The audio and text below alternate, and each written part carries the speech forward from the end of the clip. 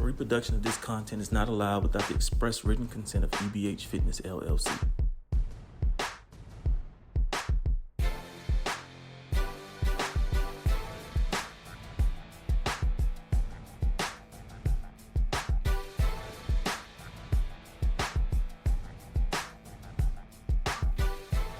We're back. Hello, everyone, and welcome back to part 2 of this week 3 wrap-up, where we're joined here by Eastwood head coach Julio Lopez. Coach, thank you for joining us on a Sunday. Yeah, definitely. Thanks for having me on. Definitely. So let's jump right into it. One of the things that we like to do is look back on this past week. You guys had a hard-fought game, 30-12 victory, but you guys put up some numbers offensively. 168 yards passing, 2 touchdowns, and then 336 yards rushing, 2 touchdowns. Who are some of the players, Coach, that stood out for you guys in this victory? Yeah, I mean, first off, again, thank you for having me on. Going back to Friday, it was definitely one of those games with the elements where we felt like we needed to run the football. I know typically we love to throw it around the yard, but it was definitely one of those nights that we really put it on our offensive line to control the line of scrimmage. We got a great 1-2 punch, and Matt Ramirez, our sophomore running back, and Nathan Chavita, who both had great games, both had over 100 yards, and really set the tone for us. And then Jude Walker. I mean, for anybody who has not seen Jude Walker play, the guy is phenomenal. He had 3 catches for 141 yards. Yep. I mean, just his playmaking ability, how strong he is. I don't think people realize how physical he is. He's every bit of 6 foot, 190 pounds, and when he has the ball in his hands, he's as electric. And I'm biased, but I think he's the most electric player in town. So, Kingston had a great game. Had a mistake early with the pick on the second drive, but I think he settled in really well. In the fourth quarter, I think we ate up about 9.5 minutes out of the 12. Our field goal kicker, Derek Messer, is a great weapon to have. I think he's one of the best in town. He went 3 for 3 on field goals, so our operation times were great. Again, especially in a game where you had a lot of rain, where we had to deal with. I was just really impressed with how clean of a game we played. So, again, overall, the defense played fantastic. Zach Adams and Andrew Cinthron in the middle of our defense, along with our great our defensive front with Hastiel Diaz, Joaquin Tagle, Isaac Lopez, Brandon Jury. I mean, those guys really controlled the line of scrimmage. So, again, just a total team effort. Really proud of the guys, and I thought we did what we needed to do. Coach, when I looked at the stats, I was like, 3 catches, 147. I was like, oh man! But you're absolutely correct. And I'm a huge Jude Walker fan. I've been watching that young man for the last couple of years and watching his development, and have been truly impressed. He is electric when he gets that ball in his hands, and he is one of the top wide receivers here in the Borderland that I think that more coaches should really be looking at, for sure. So when you guys went into this game on Friday, what was your guys' going-in approach to this game?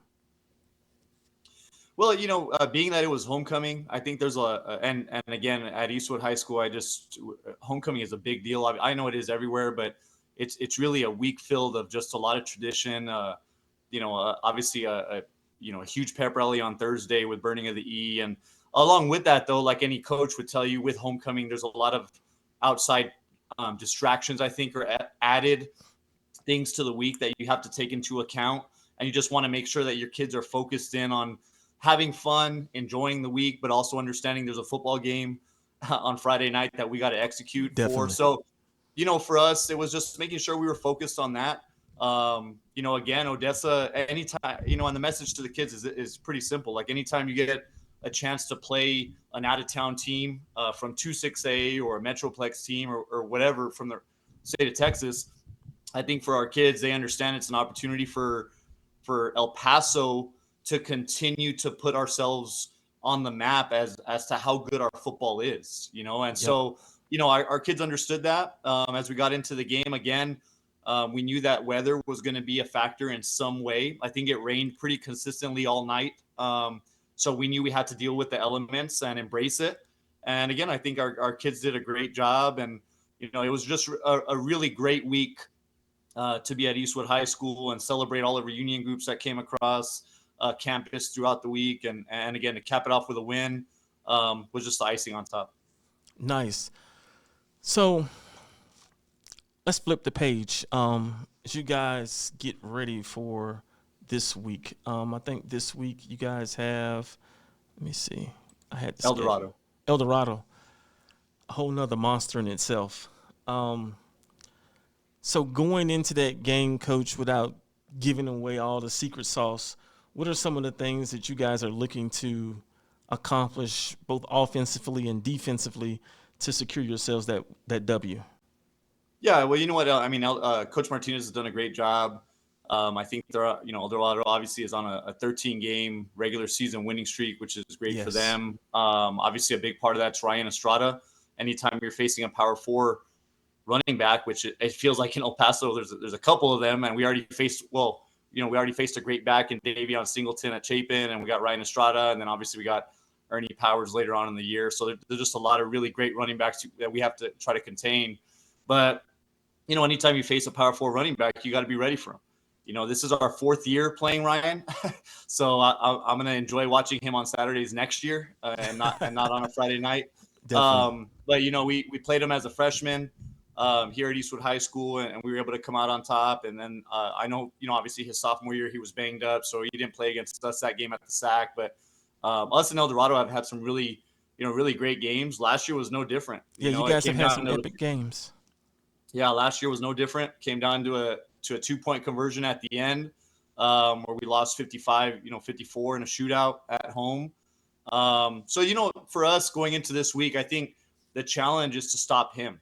I think that last year we let him run wild on us. I think he had maybe 380 yards, 370 yards on us last year. And as a defense, we definitely, there was a couple games last year where we took that personal, and going into this year, that was really the message all off season is being more physical, better, obviously better tackling, and just more sound on defense. And we've definitely shown that the first 3 games, and Friday is going to be a great test for us because we got to be able to stop Ryan Estrada. Now, it doesn't end with him though. Bryson Booth is a great quarterback. He's probably, I don't think he probably gets talked about enough. He's very dynamic with the ball in his hands. He takes care of the football. He has 9 touchdowns, no interceptions. So he does exactly what they need in their offense. You got Jadarius Sanders on the outside. That's another Division I commit, and a big target for him. I think Rasan Bryant is another go-to guy. So between those 2 guys, you got to make sure that, you obviously when you load the box up or you're going to stop Ryan Estrada, you got to make sure that you're ready for them to take some shots on the outside. So, again, I just think for us, it's about execution. It's about us, doing our thing and playing a sound game, not turning the football over. But it's definitely going to be a great environment on Friday, and I think our kids are ready for it. Is that a home game for you guys? No, it'll be our first appearance in SAC 2. So we'll be over at SAC 2 on Friday night. Oh man, so you guys first 4 games, 3 of them on the road. Yeah, it's one of them being a 14.5-hour trip to St. John Bosco, who's actually now the number 1 team in the country after Mater Day lost last night, Friday. But yeah, we've been definitely road warriors. As a matter of fact, after El Dorado, we go back to SAC 1 against Socorro, and then after that, we kind of settle into our schedule with home road to finish the year. So, kind of at least back into a little bit of a rhythm of having a home game every other week. But it's definitely been it was definitely nice on Friday to be back home, at least for homecoming and for that game against Odessa, because this first month has definitely felt like we've been a little bit of a road warrior all month. Yeah, you guys have been putting in some miles here. Um, so, Coach, this is the first time you've joined us here. So, one of the things that I like to do is to allow you guys as coaches to talk about some of the players that you guys have that college coaches should be looking at. You named a couple. You want to expound on that and kind of talk about some of your guys that really should be getting looked at? Yeah, I think it starts with Jude Walker. Again, I think he's the most electric and diverse athlete in town because I don't think people realize how much he can do, whether it's offensively, as a receiver. We had him in the backfield for a couple different plays last week against Chapin. He plays safety for us. The guy's dynamic in the return game. Again, to me, whoever ends up landing Jude Walker is going to get a steal because the guy is just as good as they get. So I think it would start with him. We got a really good core of a front seven on the defensive side. Again, guys that just, Joaquin Tagle, Hastiel Diaz, who's long and has a great motor. Our linebacking crew is very athletic. Zach Adams, who's a junior. Andrew Cintron is as physical as they get as a senior in the middle of our defense as a linebacker. And then you got Dage Duran on the outside, Josh Mora on the outside, Andrew Jackson, all guys that mix in at the outside linebacker spots that, we really love. And then, skill wise, I think it's safe to say Eastwood High School turns out receivers that are pretty polished and run good routes and are key guys for us offensively. So we got, Mikey Torres on the outside. We got Aiden Manhart. Jordan Nava's a young guy that he's a sophomore. He's going to be a name for everybody to know the next couple of years. Matt Ramirez at running back is another sophomore. That's another name to know. And then I would just finish with our offensive line. Steven Lazarin is a big physical guy. Jaden Quintana, Miguel Cabada. You have at one of the tackle spots, our left tackle spot, Jordan Escarcega. That's a sophomore that already has a UTEP offer. So I think he's going to be kind of another power four guy in town when it's all said and done. And he's every bit of, 6'4", 290 pounds and athletic and can move and probably still has room to put on even more muscle. So, for us, we're very lucky, again, we have a really talented group, maybe young in some spots, but I think Logan Bedwell's another guy on the outside that people will learn to, his name and what he can do. And then Noah Williams, who is if you follow basketball in town, he's a great defensive player for Coach Morales on the basketball team. Started as a sophomore, was a key guy for them as a sophomore last year. For us, he has just flourished. I mean, he's our every down corner. He's a guy that has really come on lately and made a huge impact. So again, I just think we have a lot of good football players that when it's all said and done, whether it's the Division I level, Division II, Division III, JUCO, NAIA, I think we're going to have a huge group of these kids that will go on and play college football somewhere. As you were talking, I was sitting here thinking, and I didn't want to interrupt you. When I see Jude Walker play, I see a lot of Bo Sparks. I see a lot of Bo and just Sparks. bigger and Yes. just bigger though. He's bigger, a lot bigger. But he might be more explosive in high school than Bo was. Well, I'll tell you what. Just if you go back to our Odessa film, look at the first play of the game, and the first play of the game will show you what Jude Walker is.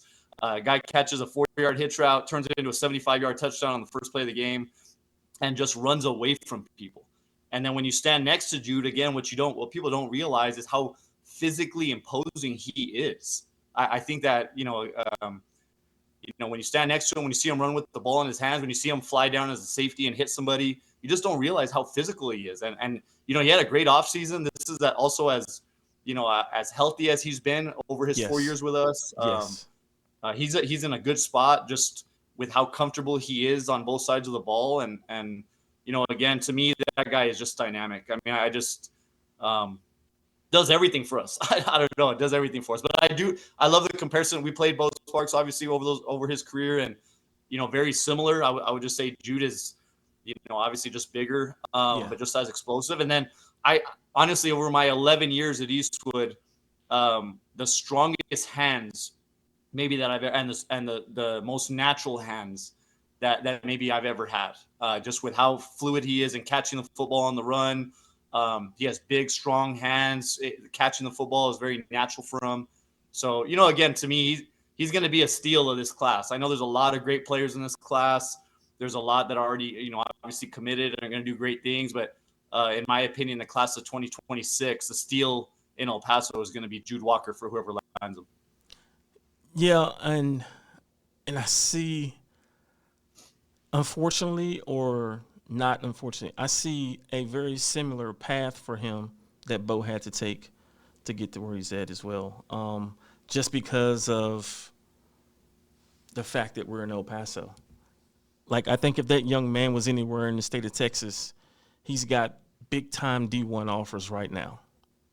Oh, absolutely. And, it's funny you say that because I mentioned Bosco earlier. We played Bosco 2 years in a row now. Judas scored against them 2 years in a row now.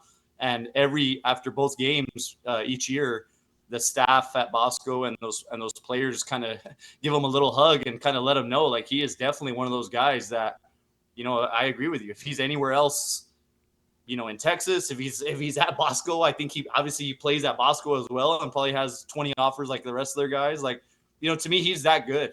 And he's done it. And, again, I agree with you. It's at the point now so late, kind of in the recruiting process that he's probably going to have to take a path similar to Bo Sparks. But, again, I just think he's a steal. I mean, he's very savvy. He's a very, very knowledgeable football player, very humble kid.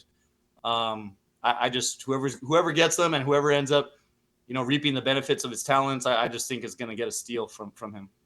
Yeah, he's definitely one of the players that over the next couple of weeks, I'm going to share their name and information with some of the coaches that have been reaching out, because I think that young man can definitely play at the next level.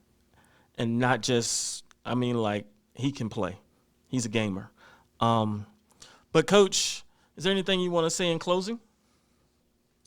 No, I appreciate, I think one of the things we always have to mention with all the platforms that obviously with yours in town and just so many different platforms that these kids have now, I just want to say thank you to you guys. I think, I tell our kids all the time, the amount of coverage these kids get from so many different media personalities in town, so many different platforms, podcasts, the way that they're covered, it's just amazing. It's amazing where El Paso football, I think, is right now.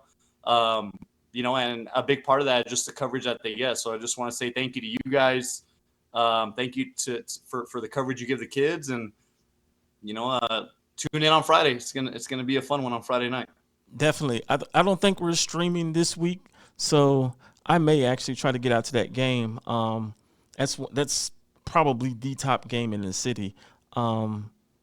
We're not streaming this Friday, so yeah, I may make it out there. Yeah, it's gonna be a good one. A lot of great athletes on the field. Two great programs, and like I said, I guess get your popcorn ready. It'll be a lot of fun. Definitely. Well, hey folks, thank you guys for tuning in. Thank you, Coach Lopez, for joining us here on the Borderland Sports Report. This has been our Week 3 wrap-up Part 2. You guys be blessed. Have a good weekend. Later. Hey, Coach, don't get off when this goes off. I'm real quick.